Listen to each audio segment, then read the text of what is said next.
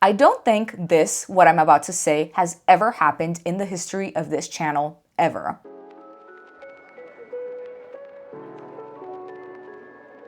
Hey, welcome to my video. If you're from my Instagram, I love you, and if you're not from my Instagram, love you all the same. Welcome to another episode of Monthly Book Club. It's a series here on my channel where I tell you exactly what I read each month and exactly what I rated. Now, before we begin, some disclaimers. Number one, I'm never here to bash books or authors. I am here to give you my honest opinion about books that I've purchased and read, but I'm never here to be intentionally mean. And number two, I never want my potentially bad review to discourage you from reading something that you already wanted to read. Honestly, reading is so subjective, and the reason that I might hate a book might be the actual reason that you love it, and vice versa. And obviously, neither one of us is wrong, girl. We just have a difference of opinion, and that is okay. One last thing before we get started here, I'm gonna pop some pictures up on the screen for you just so you can kind of tell why I rate things the way that I do. Honestly, it's all subject to change, and I do believe that my rating system needs a little bit of a refresher, but this is kind of a baseline just so you kind of know what we're working with. Right, now that we have all of that out of the way, let's get into the video. So we're definitely gonna be saving the best for last today, girl, because we have to talk. So if you wanna go grab a snack or a drinky or whatever, then go and do that. But for right now, we're starting off with Stolen Chances. So let me give you the tropes first. So this is a polyamorous, small town, friends to lovers romance, and it is about Sarah, Colt, and Sammy. So Sarah thought that she married the man of her dream and she had twin boys with him, right? As it turns out, her dream was actually a nightmare,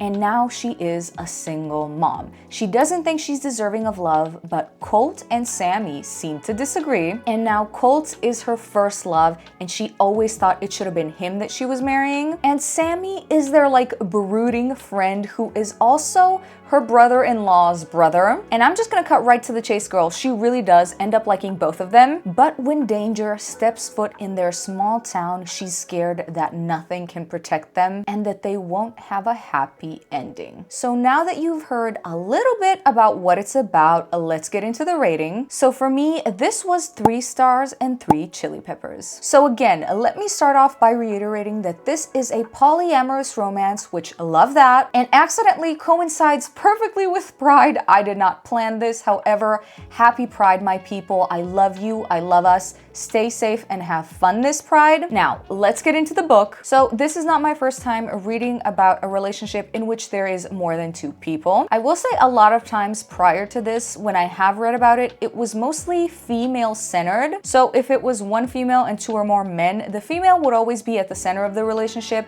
and honestly, the men would cater to her. In a lot of the books that I've read thus far, the men really didn't interact between each other much in a romantic sense. They more always had like a brotherly relationship, but for this book, that was certainly not the case, and I loved that. The men here were also very much into each other, and they were also doing things together as well, and it got pretty spicy at a certain point, I will say, and I did in fact enjoy it a lot. So props to this book. She is not like other girlies, and another reason for that was because it touched on certain nuanced, complicated thoughts and ideologies, which I personally always appreciate. And I do have to say that I really liked the chemistry and the relationship between the main characters. Now, however, there is a certain aspect of danger and mystery in this book. It's partly a whodunit type of vibe, and while I do normally enjoy that, and I did also enjoy it in this book as well, I feel like personally, I just enjoyed the main characters and their relationship so much that I would have liked to read more about that. And I don't necessarily think that the whodunit aspect was necessary for me personally. Honestly, and I don't say this too often, I would have just liked to read more about their conversations rather than that. And that's why I gave it a 3-star rating, but I did actually enjoy it, and I will be reading more from this author later on. Moving on to Better Than the Movies. So this is a contemporary young adult enemies to lovers romance. It's about Liz, who's been in love with Michael since childhood, and he moved away, but now he's back. And Liz is trying to have her magical prom moment with him and get him to like her. And now she's not quite successful at doing that alone, and she discovers that her annoying next door neighbor, Wes, who has been and continues to be a pain in her life since childhood, him and Michael are actually good friends. So at this point, Liz discovers that she might actually need Wes's help to get Michael to like her. Are we following here? Okay, now, obviously, you already know what's gonna happen here. While she's scheming with Wes to get Michael to notice her, she actually discovers that she might actually like Wes and not Michael, and that's where everything changes for her. Okay, now let's talk. Number one, I have to say, we should not judge a book by its cover. I know that we sometimes do, and I certainly did in this case, because honestly, what I got from this cover was immediately that this was gonna be an unserious, fun rom-com, and you know what? In this instance, that's exactly what it was. So I rated it 3 stars and 1 chili pepper. 1 chili pepper only because there's no smut,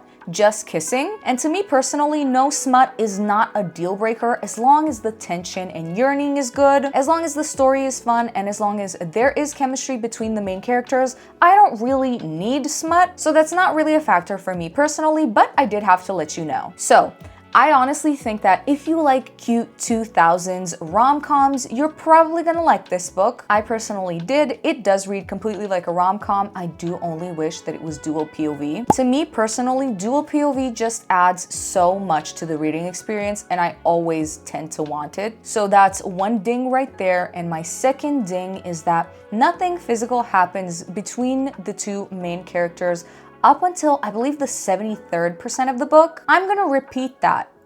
Up until the 73rd% of the book, nothing happens. Now, listen, I love a good slow burn as much as the next girly, maybe even more sometimes. However, 73% is absolutely crazy. That is entirely too much. And yes, I know, the main characters don't really get together up until the final act of the rom-com, but honestly, in this book, I needed them to get there faster. Now, this is a series. There is a second book as well. I didn't immediately reach for it, but I wouldn't be opposed to reading it at all, and I'm sure I'll come back to it at some point. And that's honestly that on that. Now we're moving on to King of Envy. So I believe I put this book in my highly anticipated reads of 2025. If you missed that video, you can watch it right here. But I was really looking forward to this one. Number one is because I really enjoy this author. I actually have a special edition of the Twisted series somewhere over there in the background because I really loved it. And number two, because the main male character is Serbian. And if you didn't know, I'm Serbian too. So obviously I was like, idemo brate, you know? If you know, you know. But I really had high expectations and I really wanted to love this one, and we will get into it in a second, but first let me tell you a little bit about the book. So it's a contemporary dark romance with forced proximity, and the story is about Ayana, a very famous supermodel who is engaged to one of New York's most eligible bachelors, which sounds incredible. However, they are engaged because of ulterior motives. His is that he needs to get his inheritance, and hers is to get money so that she can leave her abusive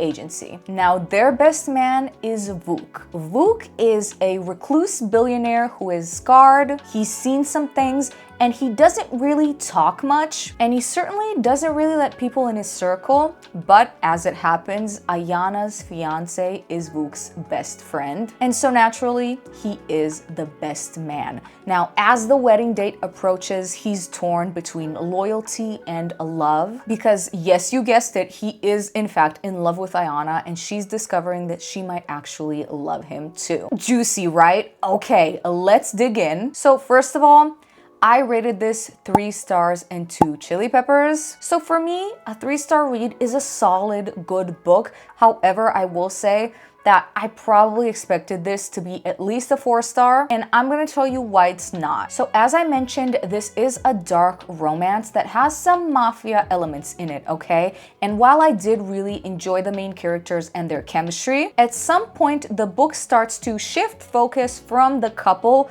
to the mafia storyline, and I would have preferred to read more about the couple personally. And I also think that the last, I don't know, maybe 30% of the book really dragged on for me. It is quite a long book, and honestly, I kind of feel like it didn't need to be that long. If it was shorter, it would have been snappier, and I think maybe then it would have gotten a higher rating, but I just couldn't give it 4 stars because some parts of the mafia storyline were really cool and interesting, and other parts were kind of predictable. Now, to me, something being predictable is not necessarily an immediate ding, but because this book had so many pages, that's what made it a ding. Now, with that being said, I hope you do understand that Vuk Markovic is absolutely my new book boyfriend. Love that man, and I love his possessiveness. So finally, last but not least, I don't think this, what I'm about to say, has ever happened in the history of this channel ever. So let's dig in. I might physically blush